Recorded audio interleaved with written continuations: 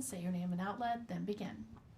Denny Patterson, Instinct Magazine. Hi, Vanessa. How are you? Hello, I'm doing great. Thank you. Good. So let me begin by asking, the Ultimatum Queer Love showcases stories of love, relationships, and the ups and downs of commitment.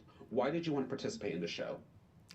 I entered the show with a relationship that I was in for 4 years, and we had different views of what our future would look like. I never really saw marriage in my future.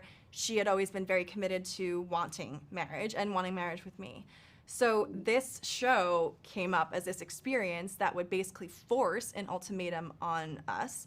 And I think we needed that because we had been in a relationship for 4 years where neither of us were pushing it to that point of like, so who's gonna break? How are we gonna compromise?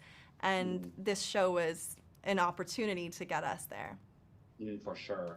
So how difficult was it letting the cameras into such personal aspects of your lives? Being around cameras like 24/7, you kind of get used to it, honestly, and you forget they're there in a way. So Okay. what you see is a lot of raw emotion coming out, and it's like when you're experiencing these things and reacting to them, you're not really thinking, oh, there's a camera in my face. It's like, I need to say this right now. This is how I'm feeling, and you're just gonna come out with it. So I think you kind of just forget about the cameras and I got 'em okay. yeah. Perfect. Well, what is something you learned about yourself throughout this experience? Huh. Something I learned about myself. That's a great question.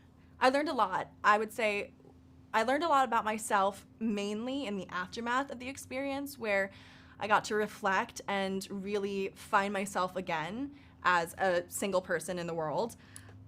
I realized how much I love myself, and I think that was always there. I think that's why I've always had so much hesitation about marriage is I've always felt like I would be okay alone. Like I could see myself being happy being a single person, raising a kid on my own. And I really found that again in myself, and now when I date, I am much more aware of what I'm looking for in a partner, and if they're not going to work out for me, it's not that they're a bad person, it's just that they're not the right fit for me, and I'm no longer like afraid to communicate that. So I think I learned how to communicate a lot better and what I want out of life. Awesome. Very nice. Now, this new queer version is made up of women and non-binary people. How significant is that? I think it's amazing that our entire cast was queer. Uh, I loved it. I loved that I felt so welcomed in this space and I felt like I belonged. I'm a feminine queer person, so I often just get assumed to be straight, and I'm not. And I'm finally like in an experience where I'm just surrounded by queer people and everyone knows I'm queer, and I just loved feeling so inherently welcomed by everyone. Awesome. So would you say that the ultimatum queer love is relatable? Yes. I think in real life, outside of a reality television, ultimatums are given all the time, and they may not be specifically, this is your ultimatum. You have 2 months to decide. But I think constantly in life, when we're trying to get to a point of making a decision, we are giving people ultimatums. So this was just a very visual, representation of what sometimes people need to do to finally get their partner, like push or shove. Like, are you going to be with me or are you not? I think it's very relatable. For sure.